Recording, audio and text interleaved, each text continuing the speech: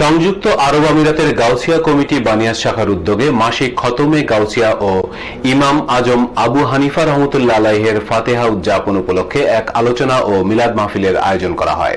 সংগঠনের অস্থায়ী কার্যালয়ে সংগঠনের সভাপতি নাজিম উদ্দিনের সভাপতিত্বে অনুষ্ঠান পরিচালনা করেন মোহাম্মদ আব্দুল মান্নান। এতে প্রধান অতিথি ছিলেন গাউছিয়া কমিটি বাংলাদেশ আমিরাত কেন্দ্রীয় কমিটির সাধারণ সম্পাদক আলহাজ জানে আলম। এতে প্রধান বক্তা ছিলেন মাওলানা আনিসুর রহমান আল কাদেরী। বিশেষ অতিথি ছিলেন আলহাজ মোহাম্মদ শফি ও মোহাম্মদ গিয়াসউদ্দিন। অনুষ্ঠানে অন্যান্যদের মধ্যে বক্তব্য রাখেন নুরুল আফসার তৈয়বী, মাওলানা মোহাম্মদ ইয়াকুব, মোহাম্মদ শাখাওয়াত, মোহাম্মদ হাসান প্রমুখ।